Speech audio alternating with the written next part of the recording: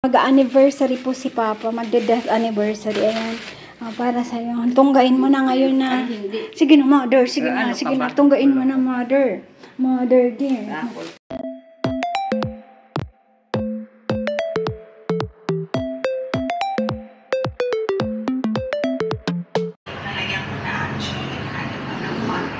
Ulit, anuhin mo na. Iba na baga. Inulit na ma. Umulit na, mother. Kaya ano mo na ulit, ganun mo siya. Bali, pinulong ko lang siya ganito. Dahil ko na din. Yan yung oven. Matibay na Matibay na? Ha? Marunong na. Ha? Marunong na rin. Diba kakaibang recipe, di ba? Lalagay na natin sa oven. Galing ni Bunso, no? Chef na baga. Dahil mo aram? Chef na ngunyan si Hanika. Chef Nika. Sa currents, matibayo na. Which is napakadali lang po gawin. Mix lang, never. Matibay na. Happy Friday, everyone. It's a gloomy day here. It's raining. I'm here in my Magaling na din ma-English da. Be.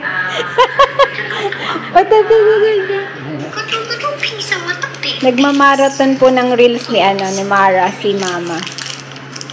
Sabi ko, pag nag-ulit, nagaganunin niya lang. Ano So, ginagawa can you ni show me Mara? how you smile in your picture day? Picture day niya. Oh, I want now. Please. What? How? Anong pinakain? Pinapa-smile ni Be. Kasi picture day Show ngayon. me. Anong Show pinakain you. niya? Like this? Oh, cute! Gandang umitin eh. Eat more. I miss you, Mara.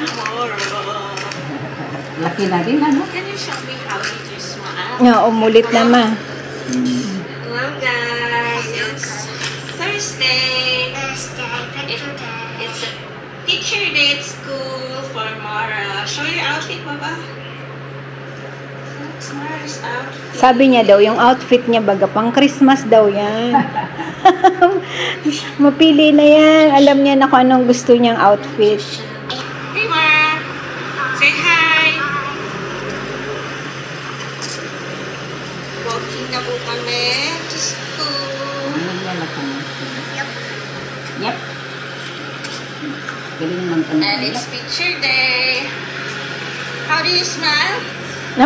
Dapat mo niyan, mag-aral-aral na mag-English. Say smile. Mother, we speak English na.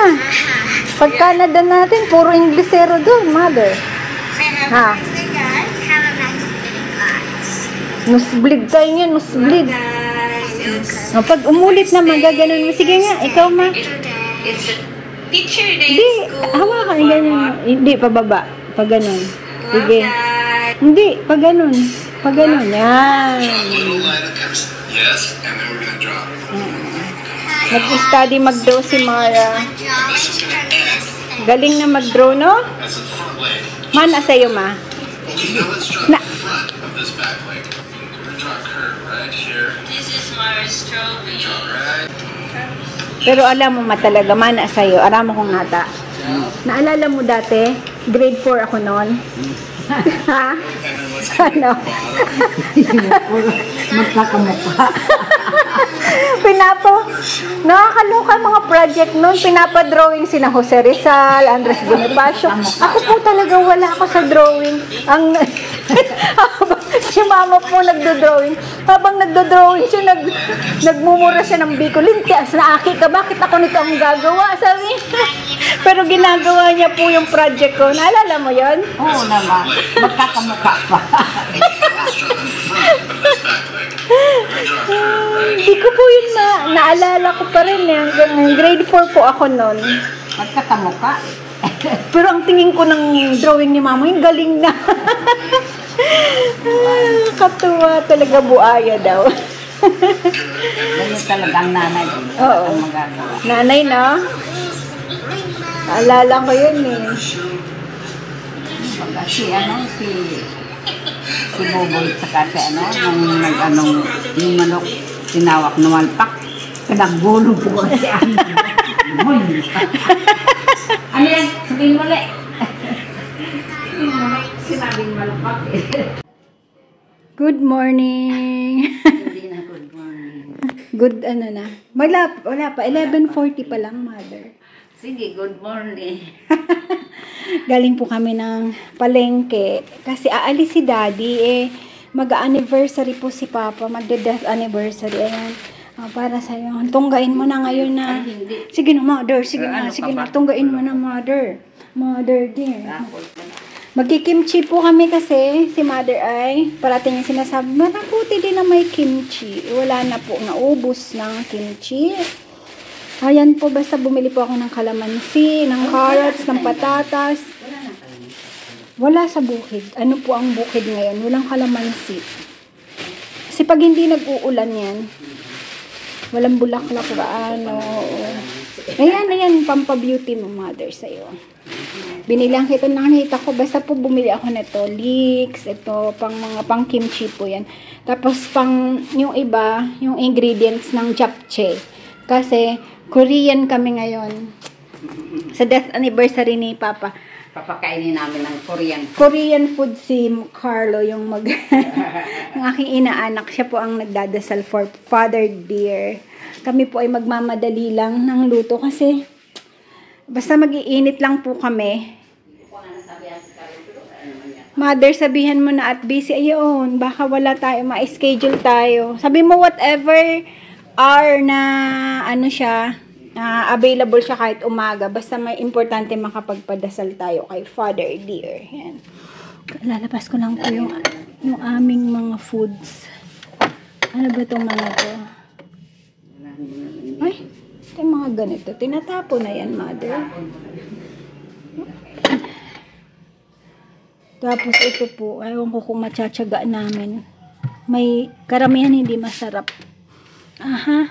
Sabi ko kay daddy, may peras pa ba tayo kasi sa kimchi? Apa. Okay. Tayo ay ano ha.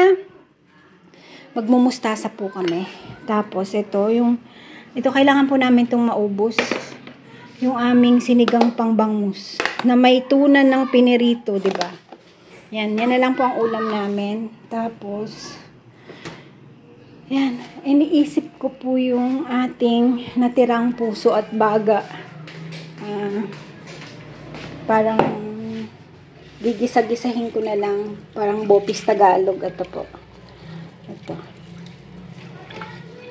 Ayan. Tayo ay ano na. Late na. Magsasaing na po ako. Naligo ka kahapon. Ang bango ng baby ko niyan. Si matanda na yan, natanda. Dito na umiihi. Ayaw lumabas. Bakit? Ayan po, tayo ay instant ang ulam natin. Ready to init.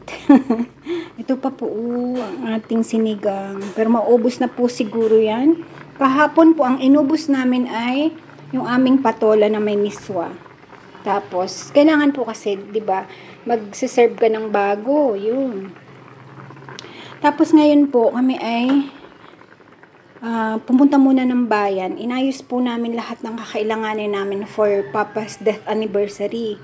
Kasi po, wala nun si daddy. Hahabol daw siya ng Monday. Sabi ko, titingnan mo pagka hindi, alanganin, wag na. Alam niyo po yun. Kaya, kaalala siya. Sabi ko, huwag ka mag-alala. Kasi,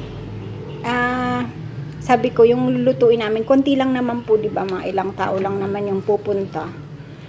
Ayun. Kaya sabi ko, huwag ka na mag-alala. I-japchae ko na lang. May pang-japchae po ako dyan eh. Tapos gagawa po ako ng kimchi. Malay mo, makapag-kimchi fried rice tayo. Hindi natin alam. Or kiampong, di ba po, ng Chinese. Basta po nagbili na ako ng mga ingredients, yung mga kailangan ko pa, mga kulang ko. Kasi nga sabi ko baka malate siya. Kasi malamang po hindi talaga siya makakauwi. Kasi pupunta po siya sa dati niyang office yung dati niyang trabaho. Sa tingin ko po hindi talaga. I don't think so. Kasi may gagawin po siya dun eh. Tapos po pala, yan ang ating ulam. Tapos may dumaan pong nagtitinda ng ulam. Ayan. Bumili po ako nito kasi masarap yung ano niya, kilayin niyang ganyan. Ayan, medyo madilim na naman ang aking ano, parang madilim. Mama Luke, nakabili ako ng kilayin, tsaka itong manok for daddy. Tapos ito, ayan yung dumaan. Ayaw nagdadaan na may... Oo, masipag po yung ano. Na-interview ko, sayang hindi ko ano. Sabi ko, pinuubos ba yung dala mong ulam? Sabi niya, opo ate, hanggang po ako doon sa dulo. 40 ang ulam niya, pwede na po. Oh, pag ganitong ano ka na, 40, oh, pwede na. Plus ito po, 40 plus ito, 100 binayaran ko. Ba, pwede na. Hindi na magpiprepare. Iinitin na lang. Ano, kain na tayo. Instant, mother, dear. Anong ginagawa? Saan galing yan, Inay? Binigay sa'yo ni Carl. Ano, sabi mo na? Yung ating 3 o'clock? Basta, sabi mo, hindi tayo ang ano, basta kung ano bigay niyang oras, yung ano sa kanya. Kasi po, busy po yung batang yun. Inaanak po namin ni daddy yun eh. Sayang po yung magpapare na in love. Hindi talaga. Hindi para sa kanya ang pagpapare. Pero ang ganda po ng boses noon. Nagsiserve po yun sa simbahan. I-video ko po ng ano yung aming padasal kay Papa. Ano niya po yung boses niya, parang pangpare talaga, malakas na. Kaya po daw sa bayan, kwento po nila yun, no? Sa bayan yung pare, gustong-gustong siya ang ano yung parang, ano ba tawag dun po, yung ikaw yung nag-a-assist sa pare. Kasi ang ganda po ng boses niya, malakas, natural na malakas. Nakakatuwa po, sabi ko sayang din naging pare, no? Ganun talaga. Na-inlove eh. Mas mabuti ka nang ma-inlove ng maaga kaysa ikay ma-inlove ng pari ka na. Di ba po? Tama po ba ko? Mahirap pag ma-inlove ka ng pari ka na. Marami pong ganun. Maraming mga ganung mga issue, di ba po? Iniinit ko lang po to kasi. Ito po yung gusto kong luto ng ano, Kapampangan, kilawin. Kilayin ang tawag nila.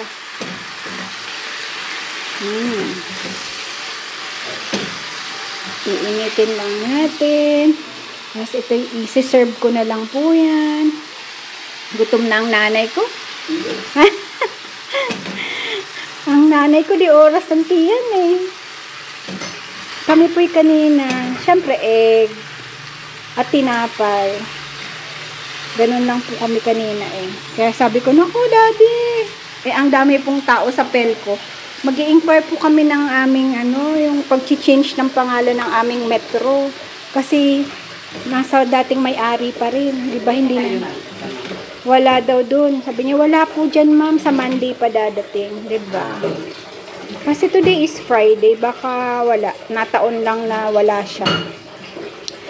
Sabi ko, okay. Sabi ko sana maging kasi gusto po namin magpa-grid tie, di ba? Yung grid tie para sa sa aming solar. Sayang po yung na-harvest namin na kuryente sa umaga, yung sobra namin. Di ba? Para walang halos babayaran.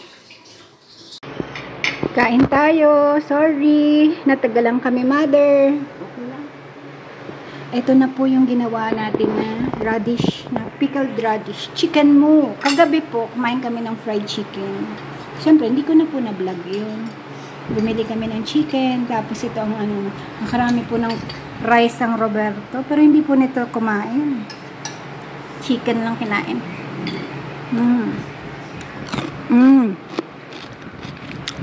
Crunchy. Sarap po. Masarap po yan sa mga ganitong ulam. Mga pinirito-pinirito. Parang pantanggal umay. Darling! Tara na, darling!